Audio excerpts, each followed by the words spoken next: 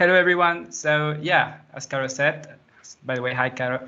I will be talking a little bit about behavioral testing and its advantages in general. But before, who am I?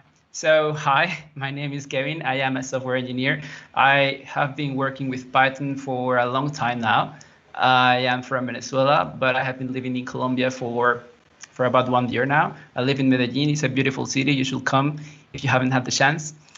And yeah, so during this talk, I will be sharing some code examples, really simple code examples. But if you would like to take a look to those, you can go ahead and scan this QR code, or you can go to this URL. So yeah, without further ado, let's start. So yeah, today I will be talking a little bit about testing in software, why it is important, unit testing, behavioral testing, and its differences, when you should be using behavioral testing, why it is really cool, and yeah. So let's start. So what is testing in software? So testing basically consists in finding errors in a software program. Before our users find these errors, you want to find them yourself. So it's basically finding these bugs before your user does. That's the whole idea of testing. So how did the testing and this whole debugging started? Well, it all goes back to 70 years ago. And perhaps you're familiar with this story here. So in 1947, there was a scientist in Harvard. She was called Grace Murray, and she was working in a program in a computer called the Mark II, and she found an issue. The issue was that it was not working, and the problem was that there was a literal moth, in between a relay, and it was making it to fail. So I really love the fact that it says here that this is the first actual case of a bug being found, because it is true. It was the first bug ever found in a computer. So yeah, she called this moth a bug, and the process of taking out this bug and making it work again, she called it debugging. And of course, the rest is history. We use these terms right now. We have all heard of those terms. Back then, in the beginning of testing, everything was focused on hardware, because we had this big computer with these big pieces that moved, and we had to make sure that everything was ticking and that everything was working together. With time and while the hardware developed, we started focusing more on software. And now we only focus on the software testing. So yeah, why is testing important? So the first reason is obviously because you do not want your users to find the bugs for you. You want to find them before your users do, definitely. But there is another reason that you should consider, and that is, let's say that you are working on something today, and this is something that has a lot of cases. So it's something that is complex, and then you have to maintain this code, and you come back to it a few months later.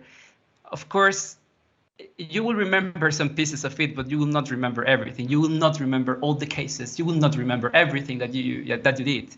So that's why testing is important, because if you create your tests, you are covered, right? So if you introduce a new update, if you introduce something new, and the test break, is because, hey, something you are not considering something. So the test is going to make you look into the other direction and fix that problem before it happens to an user. So those are the main two problems. And there is another one, well, not problems, reasons. And there is another reason. You have to consider that you will eventually leave the company that you're working on, and that this code is going to be maintained by someone else. So you can't be this person who knows everything, and everything is in my mind, and everything, I know everything is, I don't need tests because everything is here and I know what changed. No, you cannot be that person. So you will eventually leave the company, and you need to make your code maintainable. And then a great way to make it maintainable is just to have significant tests, just to have important tests, testing the edge cases, testing the things that you know today that are important, but you will forget about it. And yeah, so there are different ways of testing. Of course, there is the good old manual testing. When we finish something, the first thing that we do is test it. We just go ahead and take a look if it is working. Then we have automated testing. Automated testing is basically just about writing another program that is going to take a look to the results. So basically giving an input, you expect an output, and this automated testing is about that. There are many ways of doing automated testing, but we will focus on unit testing and behavior tests. There is another way of testing that is the continuous testing. Basically, continuous testing is just automated testing too. But the thing is that continuous testing is just for larger companies. So basically, these big enterprises that needs their code to be tested all the time. Their website is always being tested. You have monitors that are taking a look that everything is working. So that is a continuous testing. It's a step further to the automated testing. But of course, the first step is to write automated tests. So let's talk about the good old beautiful unit testing. So here we have an example, but I have prepared a really simple. Prepared a really simple scenario for you to take a look. So basically, we have in this code example that I prepared, we have a product and we have an stock. So in the stock, you can have several products, and these products have a certain business logic that we need. So a product can have a name, it has a base price, a tax, and a price. So basically, one of the rules that we have, that our business has, is that all the products, all of them, they need to have the title, the name, it needs to be title case. So here we see that. The other rule is that the price, the final price, needs to include the tax. So here we have that. So let's go ahead and do the manual testing that I was talking about. And by the way, I am using Python, Docker here, because I already had a handy image that I could use. But of course, you can use virtual environments if you would like. It's okay. But the Docker image is there if you want to use Docker. So let's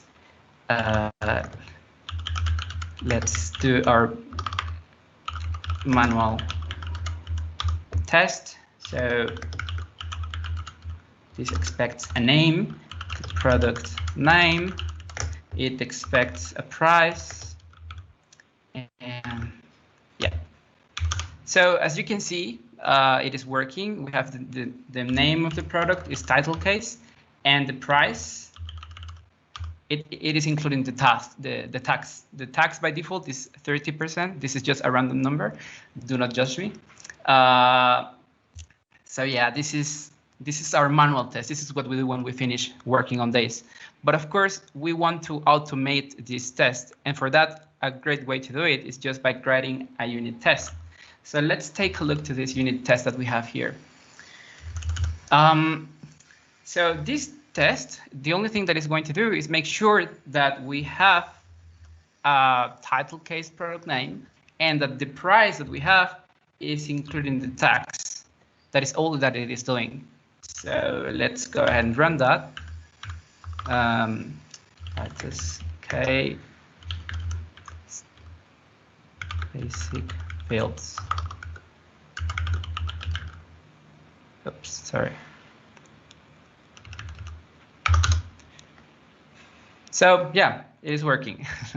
So this is just automatically verifying that our business logic is represented here.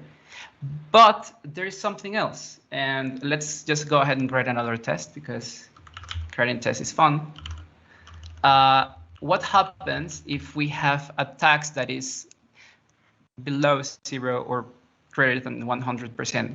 We have an exception because that is something that should never happen. So I think it's a good idea to take a look to that as well. So let's go and run our manual testing again.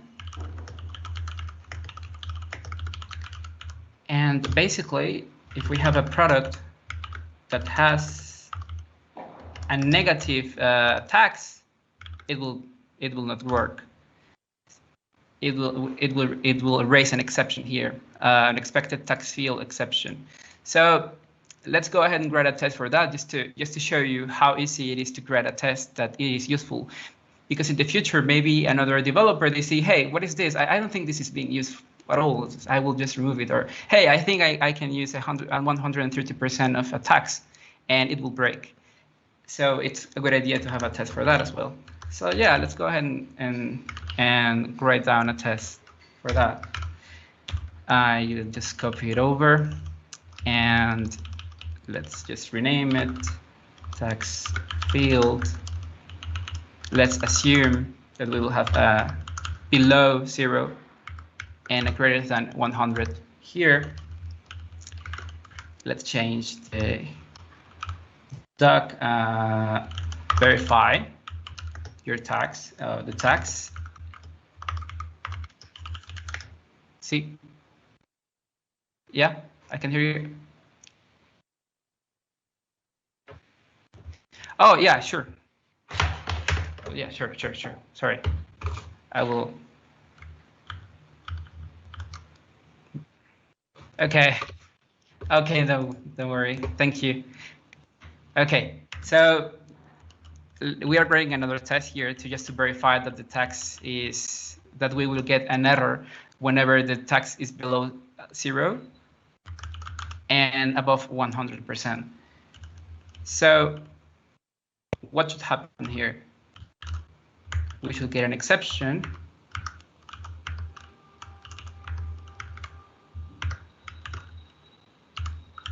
Except, and if we get an exception, then everything is okay. And if we don't get an exception, then it should break. There you go.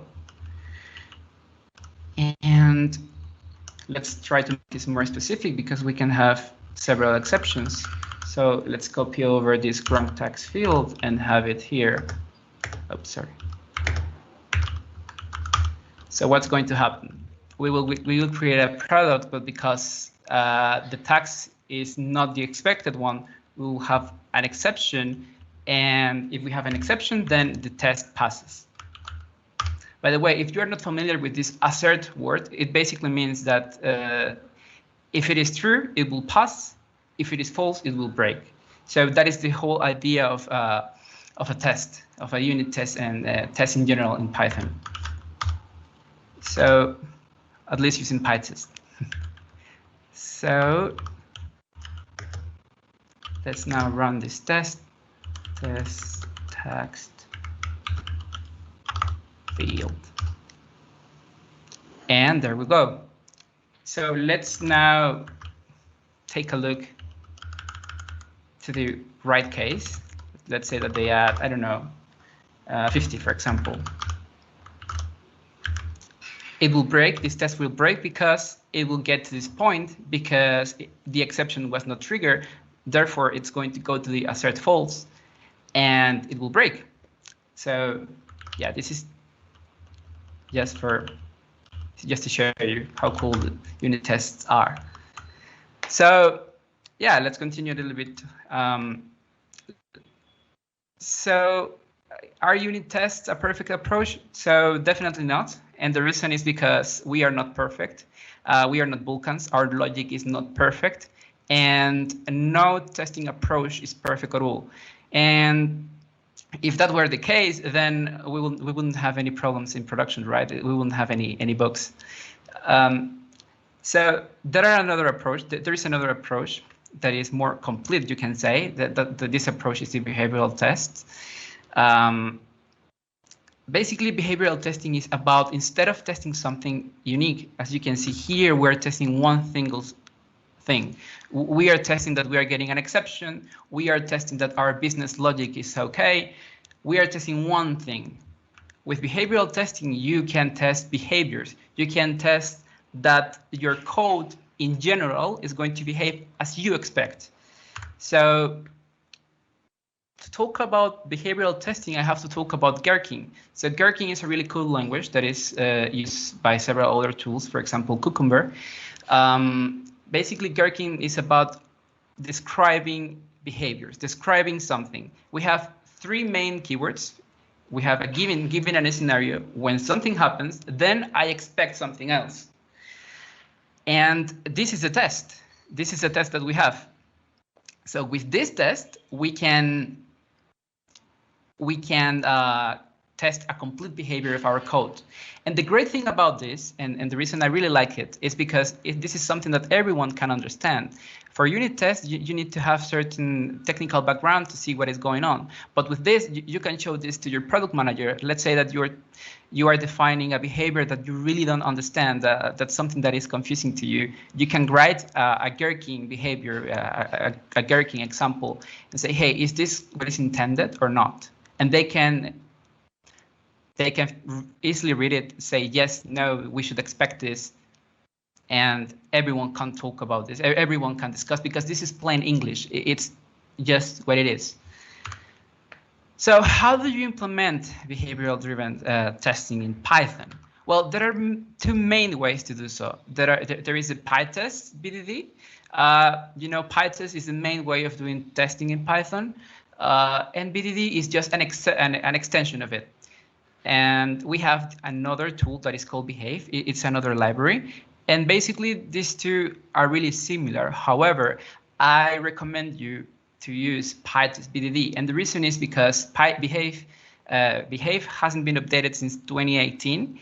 And Behave is a library that is kind of isolated. With PyTest BDD, you can easily use the fixtures that you already have in your code for your unit test. And it can be implemented with your PyTest really, really simple. You just need to install the library. So that's why we will focus on PyTest BDD in this example. And let's go ahead and take a look to that code. I have an example prepared here. This is called stock management. Basically, what it is about is, if we have a stock with 3 products and we add another 3 to the product, we should now have 6 products. But before that, let's take a quick look so that you have some context to this stock code. Basically, a stock has a dictionary of products. You can add products, you can remove them, and you can have the total count of all the products that you have in your stock. So let's take a look on how this works. As you can see here, we have these 3 main words: given, when, and then. And you might be wondering, hey, but how does this translate to code, to real code? Let's take a look to that. Yep, it is here. So in the end, this is a test just like a unit test. It's just that it is divided in 3 main pieces. Given, you prepare your test, then you do what you have to do. You do the logic that you want to test, and then you verify the logic that you just added, the thing that you're expecting. So as you can see here, in the first one, I create the stock. I add the products to the stock using a handy fixture here. Basically, what this does, it just creates this number of products, random names, and just add those to the stock. And then I return this. This is now available to the next function here. And we have this, as you can see, this extra product here. I am using a parser to take the number, to take, for example, this number 3 and make it a variable. And then I add the products to the stock. And now we should have the new count. So let's go ahead and run this test.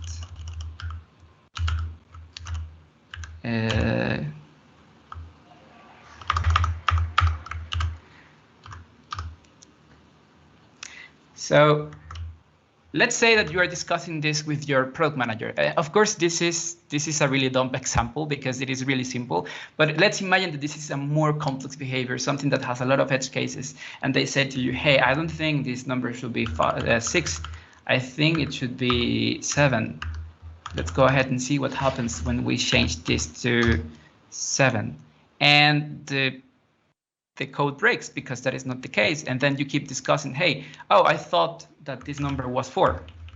I thought that this case was something else. So now you are in the same page. Now you have a ground understanding of what's going on with this. And so yeah, this is a behavioral test. And of course, we could write another one just to test the remove. We can add another one to test the total worth. But instead of doing that, what I would like to do is just make this test a little bit smarter. So for example, instead of just having hard-coded numbers here, I would like to have variables. Why not? So let's go ahead and change that. And let's call this products. Let's call this, instead of a hard-coded field, let's call this extra products. And let's call this new count. New count here. And let's have a params. Let's have a handy table here. Okay. So basically now we have two cases. We have one in which we will test that if we have initial 5 products and then we add 5, we should now have 10 products. And then we will have, if we have 0 products and we have 3, now we have 3. And you can have as many cases as you want here and as many tables as you want as well. How do we then make the test that we had before to use this table? It's really simple. The first thing that we need to have here is we need to define what type of field is each of these new variables that we added. So this is something like this is a definition like this: example converters. And here you define a dictionary, and in here we will have products. A product is an int. We have extra products. Extra products is an int as well. And then we have, I think it was new value. And new value is an int as well. So let's take a look. It's called new count, sorry. New count. So basically what this is doing is just saying, hey, if you find something that is called products in your example table, then assume that it's going to be an integer. And then and the same thing with the other fields. And now this is even easier to change. You no longer need the parser because you are explicitly saying what it is. So we can remove this and you can just have it exactly as it looked before, as it looks in the test. We can do this. We can just remove the parser. Bear with me. I am going to remove this too. And we can remove this as well.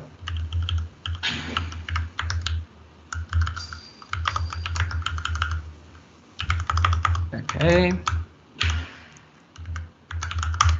Cool. And now that's basically it.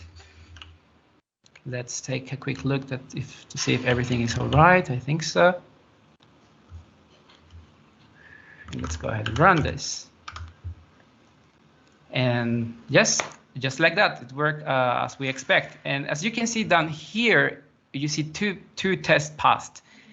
And you might be wondering why 2. And the reason is because we have these two rows. So if we want to add another one, and this case is wrong, let's say that, I don't know, another developer thinks that this is a right case, and they add it just to see if that is true or not, then it will break because that is not true. And this is what I really like about behavioral tests. You can easily see what's going on. You don't even need to take a look to the code. You just need to take a look to this feature file, and that's it. And let's take a quick look to the folders. So this is the standard way of doing this, using this library. Basically, we have a features folder. In here, you will have all the features that you want, that you need. And then we have a step definitions in which you will find your test. This is the standard way, but of course, you can you can write this as you would like to. So yeah, oh, sorry. So when do you want to use behavioral testing?